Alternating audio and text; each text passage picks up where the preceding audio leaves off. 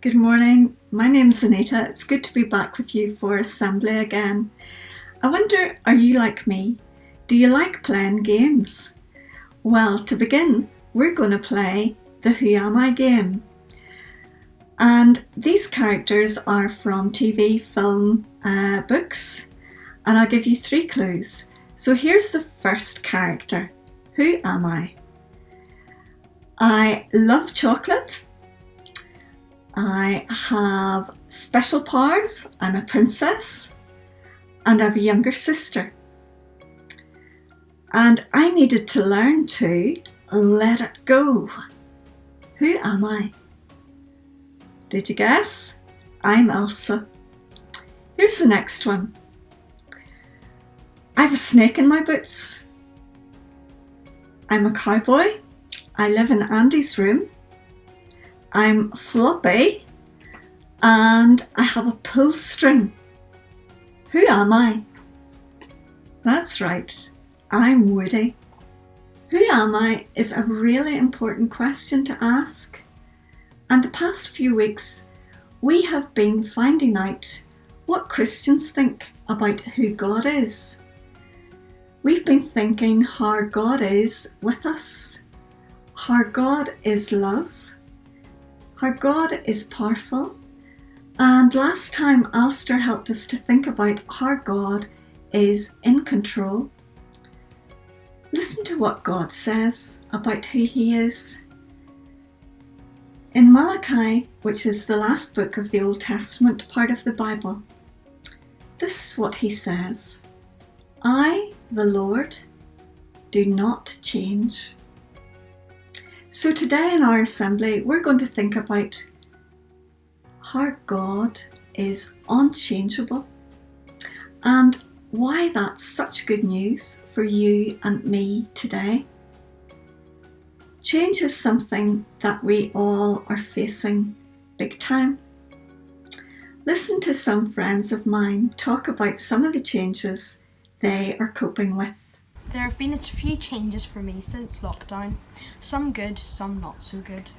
I enjoy doing the workout with Joe Wicks every morning, but I was a bit disappointed not to finish P7. Since lockdown, I have had more time to paint and play music, but I have really missed hugs from my granny and granda. Since lockdown, I have enjoyed more time with my family, but I've been missing all of my friends. Lots of change happening at the same time can be hard. And for me, with all the changes that are taking place, I find these words a real comfort, that God does not change. In the Old Testament section of the Bible, a man called Balaam discovered that God is unchangeable and His word never changes. Balaam was a well-known, respected man, and enemy leaders tried to give him lots of money to curse God's people. Balaam tried to be clever, and because he was greedy, he tried to do things his own way, not God's way. Balaam set off to curse God's people, but God wasn't going to change His promise to look after and love His people, the Israelites. So God sent an angel to stop Balaam. God's angel blocked Balaam's donkey on its path, not just once, but 3 times. Balaam's donkey could see the angel and tried to save him, the 3rd time crushing Balaam's leg against a wall.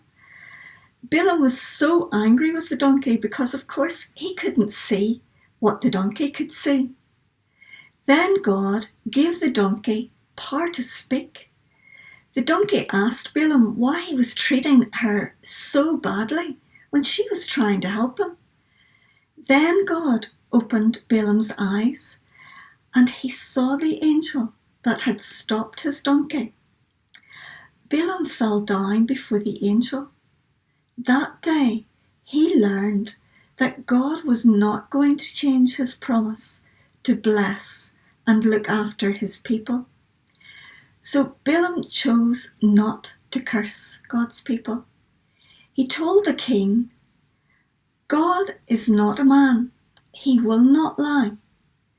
God is not a human being. He does not change his mind. What he says, he does. What he promises, he keeps. Balaam learnt that God would not change his great love for his people. They belonged to him, and he was their God. So what can we learn from Balaam's story? No matter how strange life is, no matter how upside down things seem, God's people can be sure that God does not change his promises. For God's people, God is unchangeable. This is a good thing because the Bible says that God promises never to leave us, that he will stand with us, that he will give us strength. He'll never stop loving us. And if God doesn't change, then his word never changes. And that means we can be sure that God will keep his promises to us. Let's sign and say a prayer together to finish. And if you want to sign and say it with me, let's pray. Thank you, God, that you are the same yesterday, today, and forever. Amen. Thank you so much for joining us today for Assembly, and remember to tune in next Monday morning at 10 a.m. for another one.